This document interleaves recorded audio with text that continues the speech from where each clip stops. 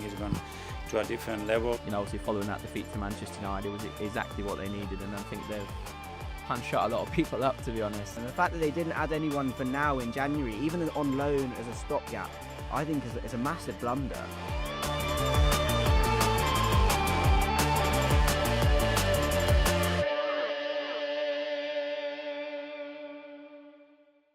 Hello and welcome back to another episode of Pint-Sized Pressers, HaytersTV's show bringing you the best of all the press conference action from today and this week.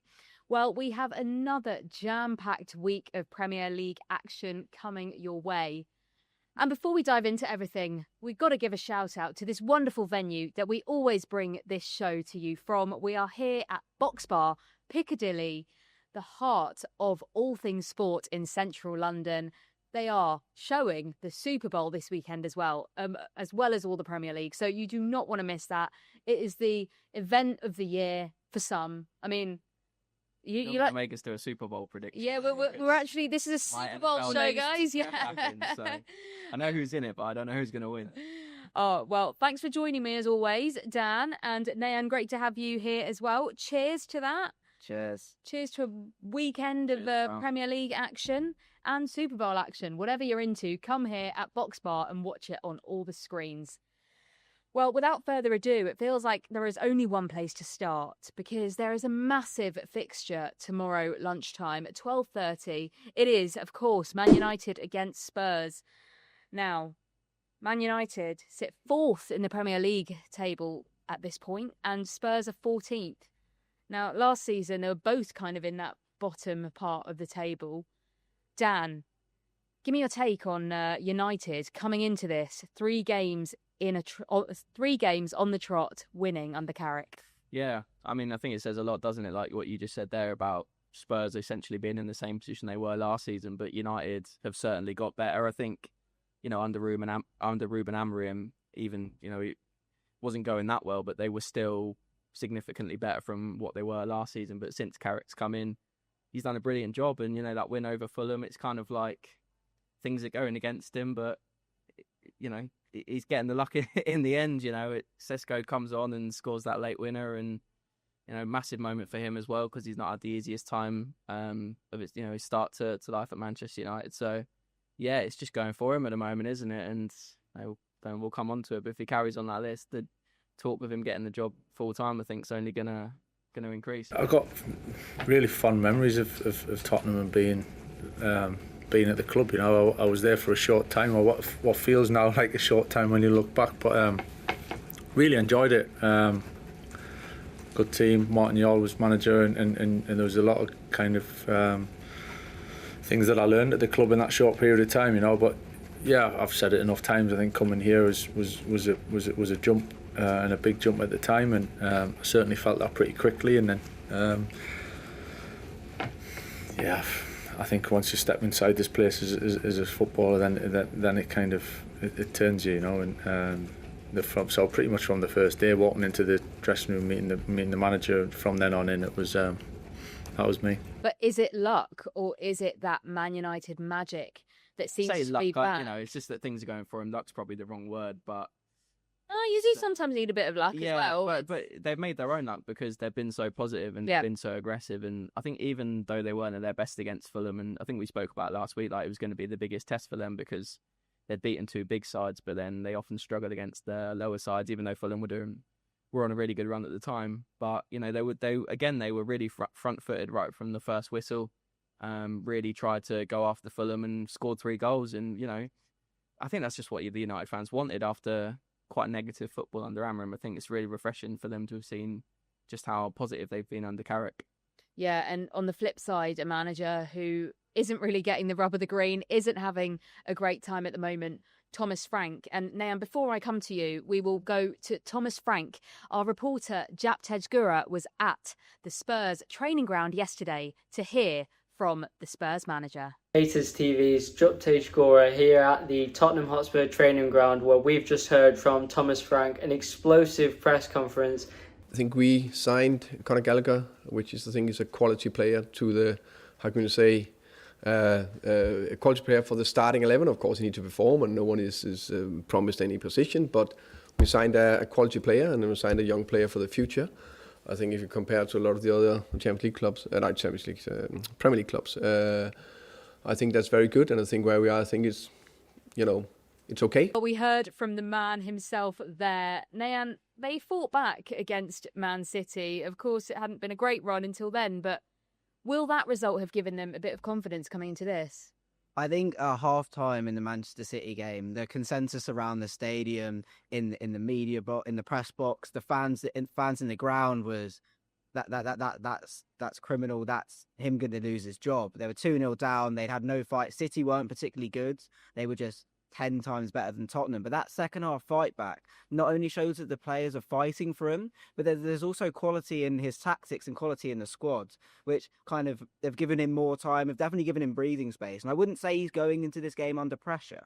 In the press conference yesterday, he was asked a lot about Christian Romero, and I think he was quite weak in his answers. But what he wasn't asked, I think it's the important bit, was, is he worried about his job? And I think the fact that he wasn't asked about it, and that there's not as much rumblings about it because of those results. There were positive results against Dortmund as well, and they didn't lose. As much as the result against Burnley was bad, they didn't lose. And I think the fact that they did fight back against Manchester City is kind of given him a lot more backing from the ownership and the fans at some points. It just seems so volatile, though. Like you said, I wasn't at the game, but the first half, when they were 2-0 down, it just seemed so quiet and so, like... They were so for want of a better word, dead. It was just... there was nothing there. And then, obviously they lifted in the second half, but it just seems like, yeah, great, you fought back against City, but it's not... It's just, the excitement isn't there. Do you not think that's just a fine line between managerial success and not? Because it is...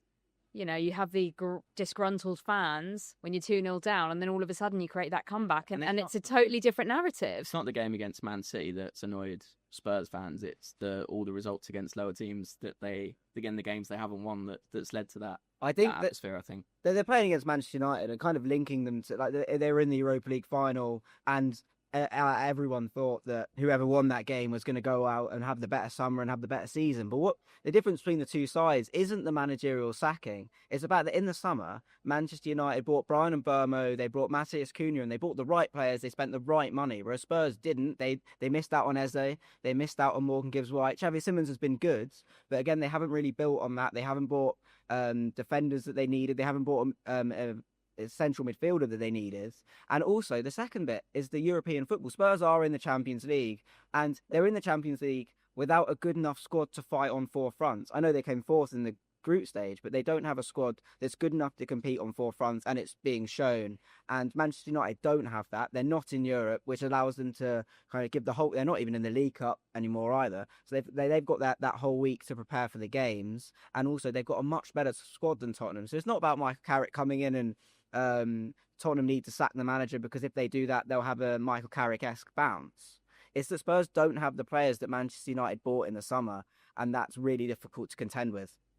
Yeah, and I think actually that's a bit of a turning point for United as well, because they've been picking the wrong players and bringing the wrong players in, and actually the summer window showed that they had a moment of bringing those right players in. And like you say, they've all slotted in really nicely, have really bolstered the squad, especially with Carrick coming in as well.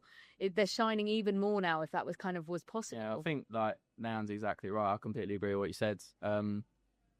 They bought Mbeumo and Cunha, who were two proven quality Premier League attackers, and they bought Sesko in, who's, unproven, but he's certainly got a lot of potential. I mean, if I was a Spurs fan, I think I'd be really disappointed that they didn't go out and improve the attack in the January transfer window.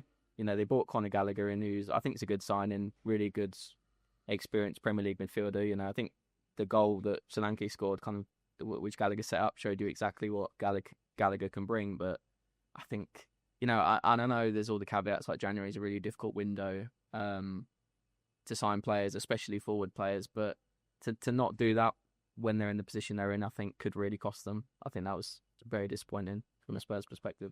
I think Thomas Frank mentioned before that they tried to sign Semenyo, and that they're only trying to sign the right player, and obviously in January they couldn't do that, so therefore they didn't go and panic. And what they used to buy Danjuma and players like that who aren't good enough for Tottenham, but they were just a stopgap.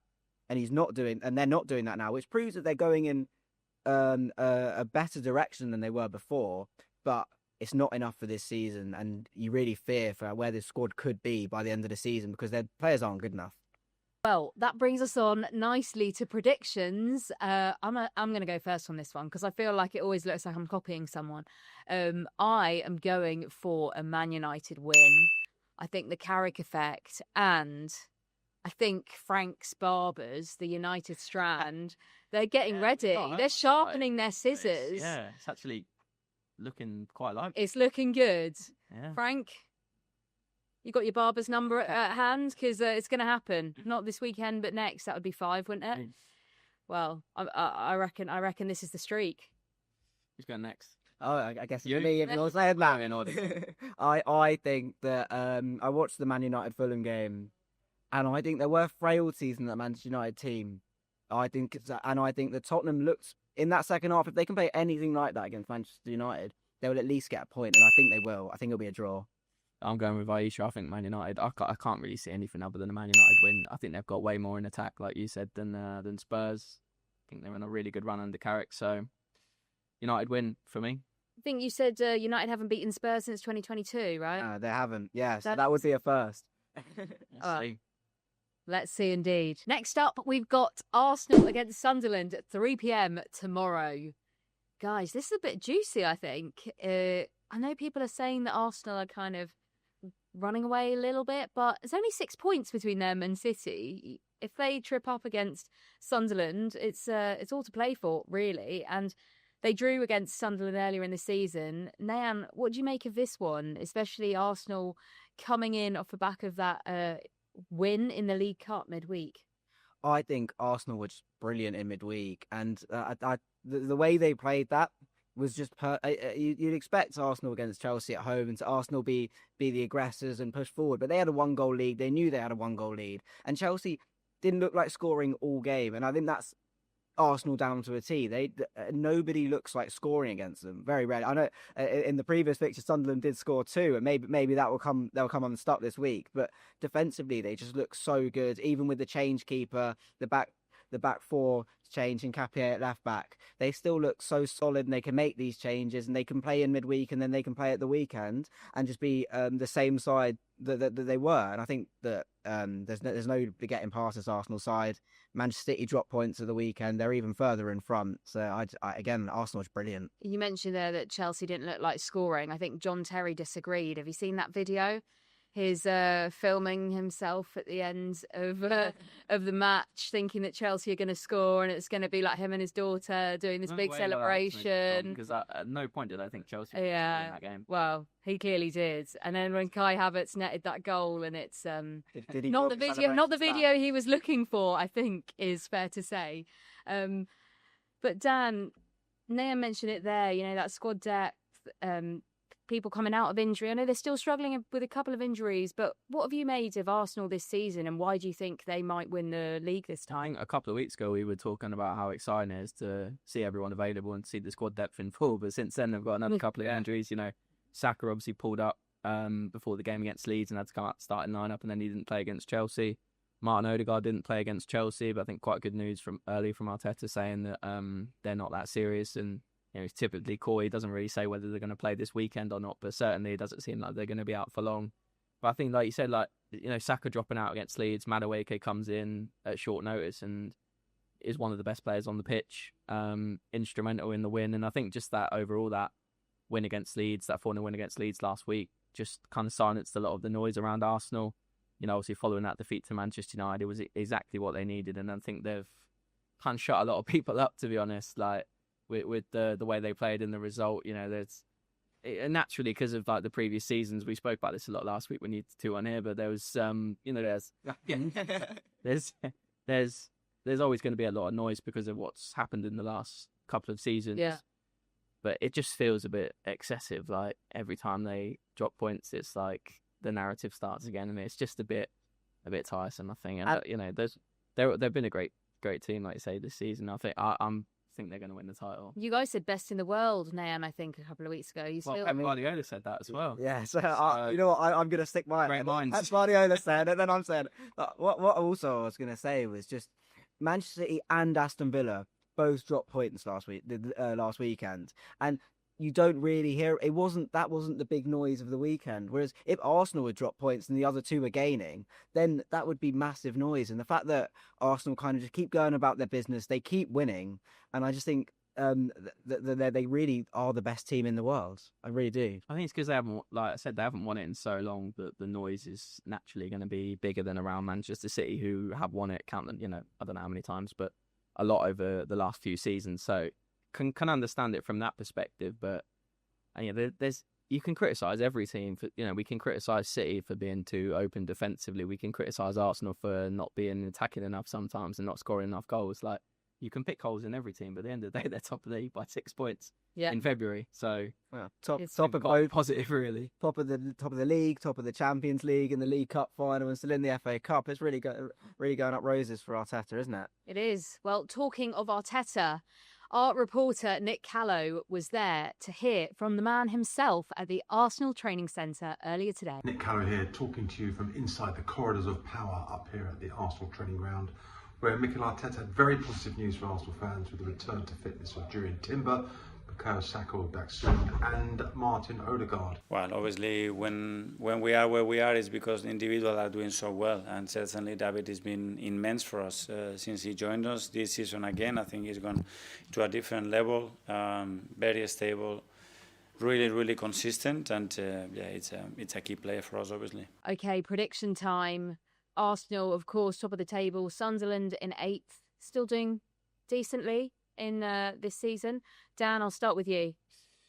I can't see anything other than an Arsenal win. Obviously, I know Sunderland got that draw against Arsenal earlier in the season, but they are quite a different team at home, Sunderland, compared to what they are. Yeah, they're not bad away, but they've dipped a bit recently, I think, since the turn of the new year. Well, they're still doing very well, but I can't see anything other than an Arsenal win for me. Yeah, it's not looking like they're going to have Granit Xhaka in the team, which... That's a big miss. Yeah, it's not the homecoming you would have wanted, unfortunately, for him. And I think that's a massive miss for them in the centre of midfield. Someone that would really understand what playing against a massive team is, playing against Arsenal is. And I think they're really going to miss him, and Arsenal are going to win. I'll make it the hat-trick. It's Arsenal win for me too. Next up, 4:30 on Sunday, we have Liverpool hosting Man City. Now, this is not necessarily as big a one as it has been in previous seasons in terms of title race, but it's always a big one, isn't it? It's a juicy tie. Another one. Two of the big dogs competing at Anfield. Let's talk about City first, because they drew against Spurs last weekend. They let another lead kind of go. Should they be concerned, Dan? Yeah, I think so.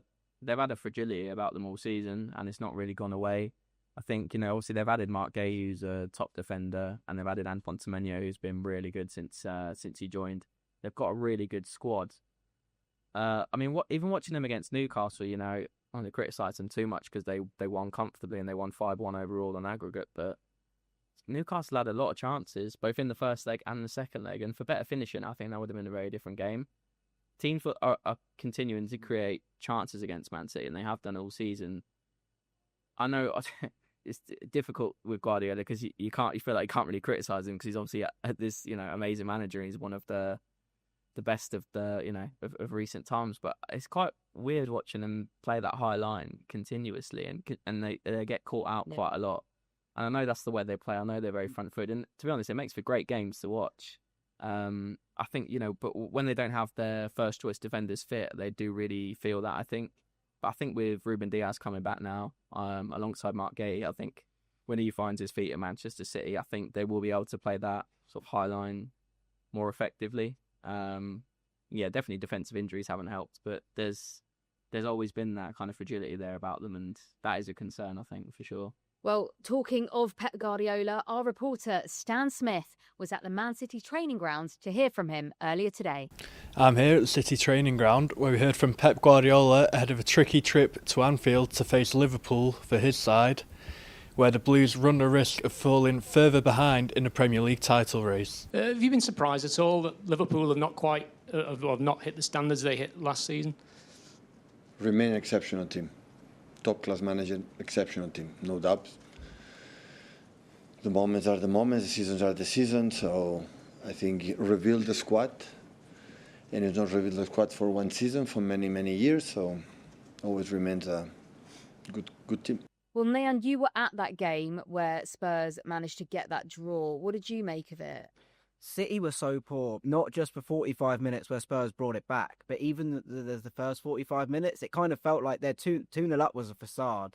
They didn't really get out of second gear, mainly because Spurs were also quite poor, but they were passing it side to side. There was very little penetration, and it just felt like City were going through the motions, and you can't do that in the Premier League, and they got found out eventually by a team that's really poor going forward. But Xavi Simons seemed to get into the pockets where Rodri and Nico O'Reilly were supposed to be kind of operating in, and he would just get on the ball under no pressure, and they were really struggling to stop Spurs, who have been really poor in front of goal all season. And you think Liverpool come with Florian Wirtz, Hugo Ekitike, they're going to really struggle to stop them if they played anywhere similar to that way they did against Spurs. So it seems a few times a game you see the opposition's attacking midfielder or striker running directly at their back four with no protection in front of them. It seems to be quite a common theme.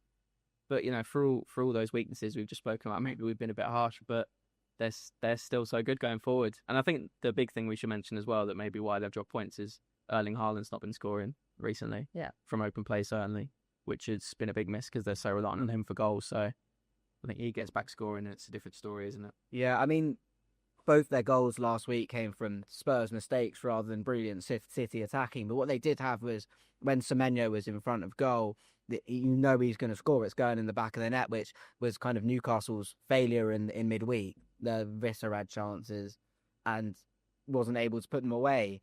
So that Manchester City do have qualities, and if you give them the ball anywhere near the box, they're going to hurt you. But in midfield especially, and in defence where they have got injuries, that they really look like you can get at them. And that might be Liverpool's gain this week. Well, our reporter Nazira Youssef heard from Arne Slot earlier today at the Liverpool Training Centre. This is Zira Youssef from HaytersTV. Arne Slot has just been speaking to the media ahead of Liverpool Super Sunday showdown against Manchester City. We also know the importance of a result on Sunday, but that goes for all the 20 teams that are playing this weekend in the Premier League. It's the end phase of the season, so results matter more and more.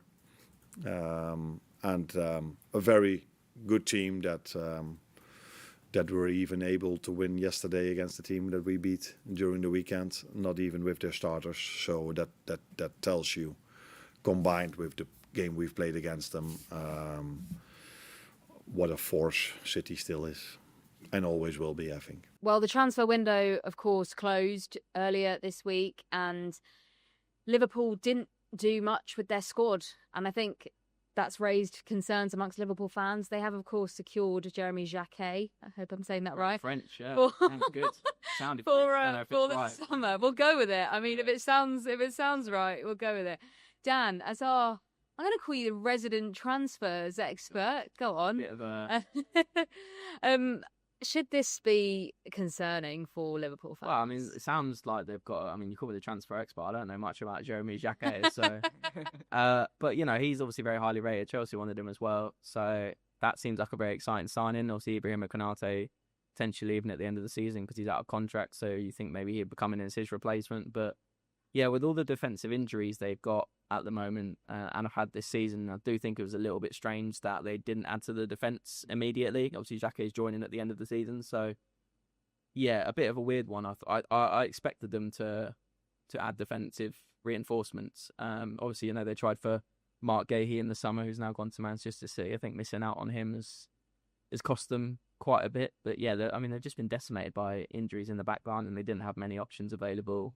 Anyway, you know, Leone, the defender they signed, is sort of the backup in the middle of the defence.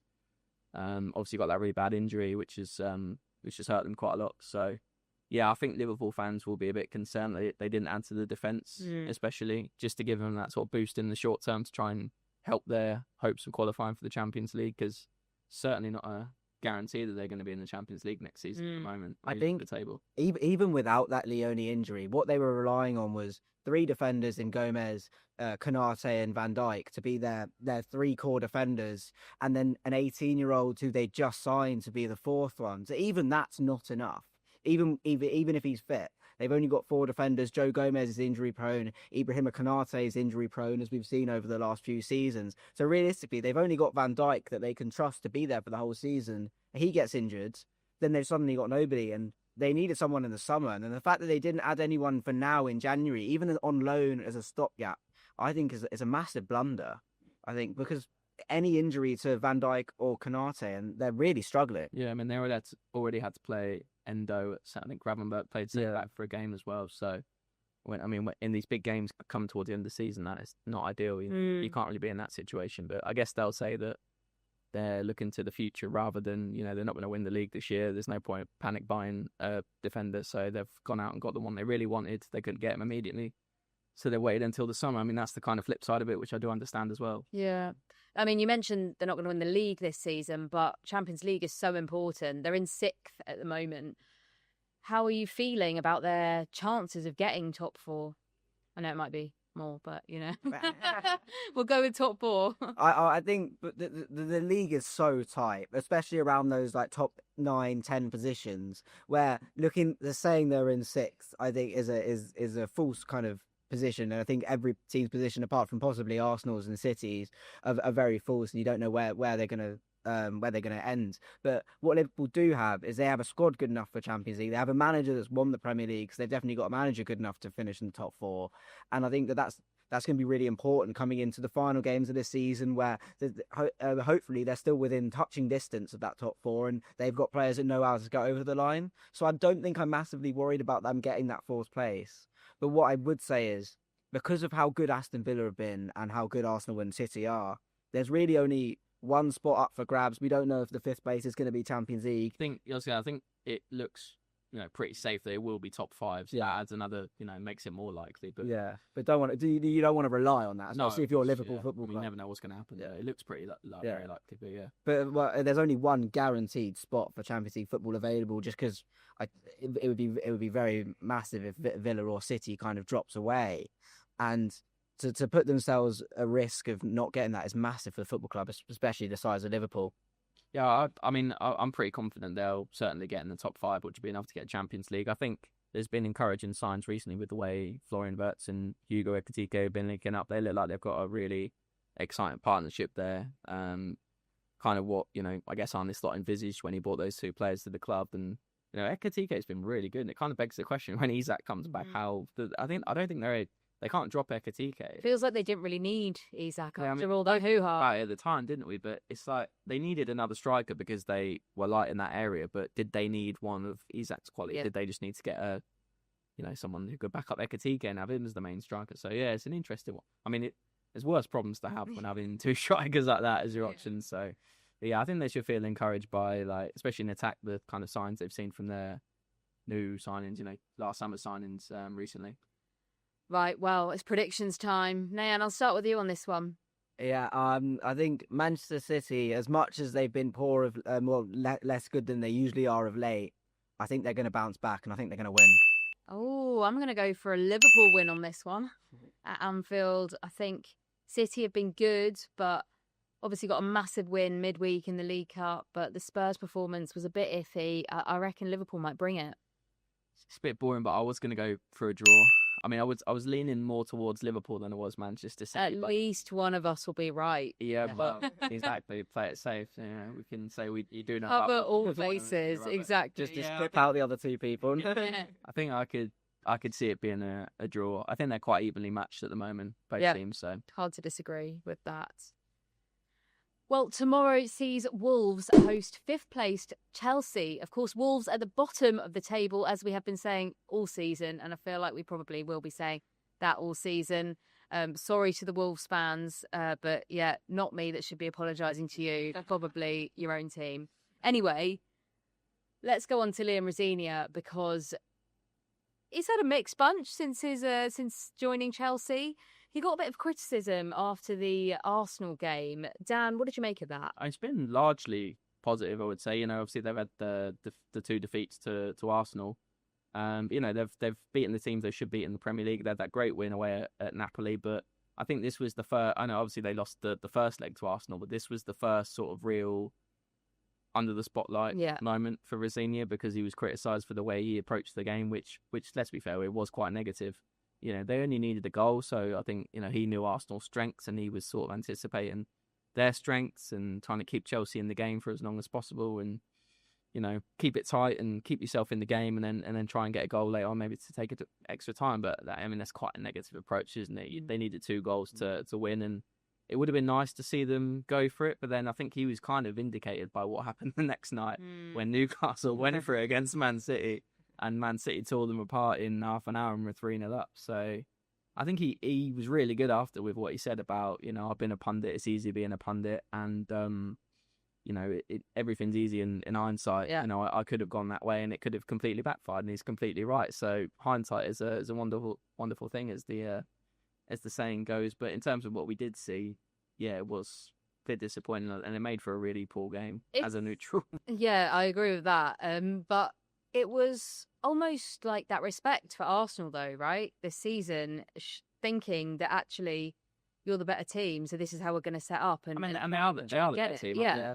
I mean, I found it interesting that I think Cole Palmer's their best player, and he said in his press conference yesterday that Cole Palmer's going to be fit, and he can be fit to play 90 minutes this weekend, and yet he only came on for 20 minutes against Arsenal. And when he came on, they looked like they were pushing forwards, and they looked like they were going for a goal. And before that, those 70 minutes before that, they showed almost too much respect for Arsenal, in the sense that they stepped back and they looked like the team that was 1-0 up, and Arsenal was supposed to be the team coming on to them, when in reality, they, as you said before, they needed 2 goals. And the fact that you leave in a semi-final of a competition that's winnable if they get through, like not starting your best player that is now fit to play against Wolves away on the weekend, which is a game they'd win with, or whether they should win with or without him. I thought it was really poor management from Rosinia. I it was a bit frustrating, especially if, you know, from a Chelsea fan's perspective, that they might start Palmer against Wolves, but they didn't start in the cup semi-final. And I guess, you know, you say that it's a few days later, so he's fit, but he still played nearly half of football. So, and he was the best player on the pitch when he came on. Yeah, and as well, Reece James missed out. So I mean, when those two don't play, I think they're a very different. They're definitely not as good a team.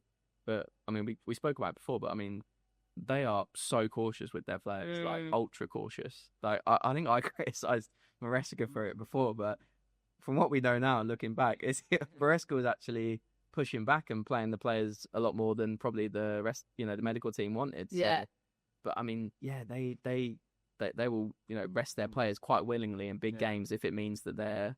And I get it to a point, because they played in the Club World Cup. They've got the World Cup this summer, and they have to look after their players. But it's frustrating as a fan, isn't it, when you go into a cup final, and obviously Reece James seems to have actually had a bit of a knock, so maybe he couldn't play, and they'll be able to say that. But when you see like Palmer on the bench, no James, so it's just like, it's a cup semi-final. You want to see the best players playing, and if they really can't play, then that's completely understandable. But you think Palmer, could they risk it? Well, we heard from Liam Rosinia at the Chelsea training ground earlier today.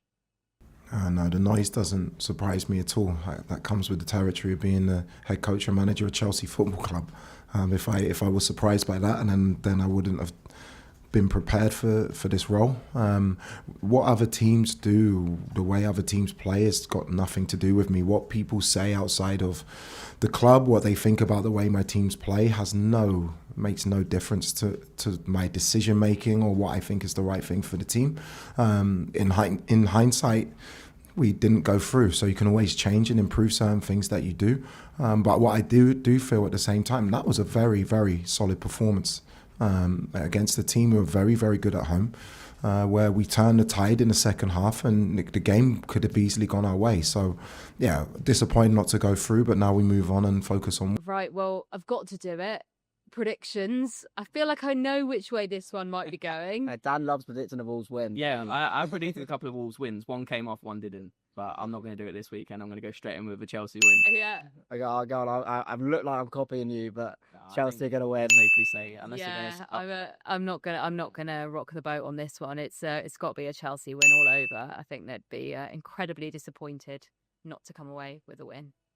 Well, that brings us on to the best of the rest. Well, tonight we have a bottom of the table clash. I love a bottom of the table clash, you know. Yeah, so that time of the year Underrated. starts to mean more as well. Yeah, they mean a lot, and it's that's where you see the real fire and the real passion. The quality of the football is not as good, but the what's at stake is, yeah, they're entertaining, aren't they? I enjoy them as well. Leeds against Nottingham Forest. Oh, so the thing is, right, in my mind, all I can think of is that's going to be a draw. Yeah, That's me too. It all always I seems like the Friday night, Monday night. Yeah. I just always feel like it's going to be a draw. like. But quite high scoring draws often. Yeah. I hope it's a high High-scoring scoring draw. Yeah. I might actually tune in if it is, but That's not how it works. That's not how football works. You can't tune in after Is it you gonna know be a the result. high-scoring Yeah. draw? Yeah. I won't go there. that's actually how I've been watching football. That's how I pick the games. No, I think it'll be a draw. Yeah, me too. I'm going to draw as well. I'm not going to go with a draw, actually. I feel we were at the Nottingham Forest training ground earlier this week. Content dropping on HaytersTV YouTube channel very soon. Some really exciting content with some of the Nottingham Forest players. But I feel like... Got to predict the Forest win now. Yeah, it all rubbed off on me. It rubbed off on me. And yeah, it was great being there, and it's good vibes, good energy. It looked like, it's all good vibes in Nottingham. So I'm going for a Forest win. For your new friends that you made, the Forest. I don't think I can call them. Don't think they're quite friends yet, but maybe soon. Saturday, 3 p.m. Bournemouth against Villa. I'm going. No, yeah, Are they? I'm down. Villa obviously they had that defeat last week. They've struggled a bit. I think Bournemouth actually. I think Villa have struggled at the moment. They've got a lot of injuries, and they've had a couple of new signings in. Obviously, they've got Tammy Abraham and Douglas Luiz come back to the club as well. But Boubacar Kamara's out. He's a big player for them. I think they're a bit stretched at the moment. So I think Bournemouth have picked up as well, I should say. I think that. Yeah. I think Aston Villa are going to bounce back. They did look pretty poor against Brentford. I know that goal was ruled out, and I don't know whether how fair that was, but I think they're just better than Bournemouth. They're a better team. They got a better manager, and they're going to win. I'm going to go for a Villa win too. Yeah. We'll see. Come on the cherries. We've got Burnley against West Ham tomorrow at 3 o'clock also. It's another big. It's another big bottom of the table clash. Yeah, I mean, that's I think Burnley is pretty down, aren't they? I can't see them staying up. But for West Ham, it's massive. It's massive. Yeah. So I go. Yeah. I think West Ham will have it up. They have picked up. I know they obviously lost to Chelsea last week, but they were leading in the game, and they certainly got better. Nuno was speaking yesterday about being very optimistic following their January transfer business. They've added to their attack, brought in some good signings. I think West Ham. Yeah, I think they'll win. Yeah, West Ham have been so much better last few weeks. Obviously, didn't get the win against Chelsea, as you said, but the performance, that's brilliant performance from West Ham to take Chelsea to the wire, pretty much. And I can't see past the West Ham win this weekend. Ooh, I'm going to go for a draw on this one. I think, I feel like Burnley are going to start fighting. I know you said they're pretty much down, but they don't really get battered. They're not like completely not competitive like some of the teams we've seen, but they just don't win very much. Yeah. Which is a bit of a problem, isn't it? Yeah, and I think this is an opportunity for them to actually go and get something, and I think they might. So I'll go for a draw. Okay, tomorrow 3 p.m. another game. We've got Fulham against Everton. Nayan, I'll start with you on this one first. Yeah, Fulham have been really good of late. Obviously, didn't get the result last week, but in general, the last few weeks they've been brilliant, and I think they're going to continue it. Everton, they're a good team, but I don't think they've been as good as Fulham recently. So I think Fulham are going to win. I was going to jump in before you made your prediction and just say that's got draw written all over it. I wondered why you were smirking. Yeah. I was like, what's No, just when I heard it, I thought that just sounds like a draw. So I'm going to say a draw. Fulham versus Everton. I'm gonna go. What did you say? I said Fulham are gonna win. Fulham will be good against I'm gonna go Everton win, and then we've got. Then it's fully, bases covered. Just make sure you don't say what I want to get a result right that you guys don't get right. Basically, that's where I'm. Is it? Also, that you can't just wait till what we've said and then just say. I actually wasn't really listening. That was why I asked you what you said. Because he was giggling. I was wondering what he was giggling about. I was just laughing because it sounded like a. Sounds like a draw. 5:30 tomorrow. We've got Newcastle against Brentford. Now it's a bit of a stripe off, isn't it? Strive. Oh, I think that's not what I was thinking when I had that game, but I like it. Yeah, and you can say that about a lot of teams. Yeah. You know, well, a lot of striving kicks. But yeah, it's an exciting game, I think, especially because, you know, Newcastle are under a bit of pressure. Who'd have thought that Brentford would be going into this as the better team? Yeah. I know, it definitely wouldn't have been expected at the start of the season, I think. Yeah, they're under a bit of pressure, Newcastle, obviously, now, because they're out of the Carabao Cup. But they're still in contention for European qualification, but it's obviously not been as good as last season. It's not quite taken the step forward that Newcastle fans wanted, and I think the fact they didn't bring anyone in January sort of added to that pressure as well. Saying that, I think they'll get back to winning ways this weekend against Brentford. Yeah, I just think I was watching Villa Brentford, and Brentford is so good in terms of everything about this side. They're solid at the back, and they've got really good attackers going forward. And I just think Newcastle have been really poor of late. That City game was really. I know that they had a lot of chances and they didn't score them, but defensively they were really poor. I think Brentford was very open, didn't they? And I just think an open team against Brentford, you're asking for a 1-0 loss, aren't you? So I think Brentford are going to win. A 1-0 loss. Well, I think that was very tongue in cheek. That was very tongue in cheek. Points for that. I'm going for a Newcastle win on this one. I'm disagreeing with you, Nayan. I think Newcastle gonna need to bring it at some point. I feel like I always go for Newcastle wins and they always let me down. So please, Newcastle, help me get a prediction right. Beat Brentford. You're at home. You had a big loss midweek. You can do it. Eddie Howe's behind the camera. You can give the team talk, can't you? Yeah, go on. I'm inspired. Run through that brick wall there. Exactly that. And the final game of this absolutely jam-packed weekend is Sunday, 2 p.m, Brighton against Palace, the M23 derby, I believe it's called, even though it's not really a derby at all. To ask one of our colleagues what the road. Yeah, I'm not very good at motorways. Yeah, I kind of just use my sat nav. People ask you what route you take. I'm like, I did a confession. I said which M is it? I know it's an M something. It was M20 something. I didn't know what M20 final digit was. See, I love it. Obviously, I'm not very good at roads. I can't drive, but I love this derby. I think the one I remember is that. Did you know it was called the M23? No, you knew it was an M. But I just, in terms of like the derby, I just think it's brilliant. I think the fans always get up for it, and I remember it was like during COVID, Jordan Ayew scored a really late winner, and I just remember that this was like, it was such a good game. Obviously, COVID had nothing else to do, but like. It was just a brilliant game, and ever since then, I've watched most. Nothing else to do other than watch Brighton Palace. That's a bit right. Many football fans remember that game, but fair play. Maybe only Brighton and Palace fans remember. Yeah, but I loved it. I certainly don't. But go on in. What's your prediction? So I think there's going to be a draw, and I think it's going to be a really amazing game, and I think everyone should tune in for Brighton Palace on the Sunday. You working first, Scott? Palace have really struggled recently, obviously with all the stuff that's gone on, losing Gahey. The news that Oliver Glasden's going to leave. Weird what happened with Mateta. Looked like he was going to go and then he didn't go. And failed his medical, didn't he? Yeah, now they're talking about he's got quite a bad knee problem, so I don't know if he's going to play. They got Jorgen Strand-Larsen in for quite a lot of money. He's had a really bad season, so he's going to have to hit the ground, running quite quickly if he's going to help Palace this season. So I think Brighton might win now. Yeah, I think tough times for Palace at the moment. Yeah. Well, you mentioned Mateta failing the medical. I think my favourite missed transfer excuse this week was the DocuSign that didn't quite come through, didn't get signed. Northampton, I think it was. Kevin Nolan. Kevin Nolan, exactly. And no, they were signing. He's the manager. I think someone. I mean, I've signed those DocuSign things before, and they are a bit confusing. It's signature here, signature here, signature here, and like my lease and stuff. Something was missed on the DocuSign. So you don't really get, because of like technology and I guess DocuSign is obviously online, but you don't really get that many stories like when the fax machine. I'll always remember David De Gea's fax machine. To Real Madrid, right? On the fax machine. Something fishy there. There was definitely something fishy there. I think in the past when the technology wasn't what it was, you used to get a lot of those stories, but you don't get them so much now. So it's refreshing to know that sort of stuff is it's still happening. Exactly. AI cannot solve all your problems. Yeah. I wonder if there'll be the first AI transfer coming up to avoid these DocuSign issues.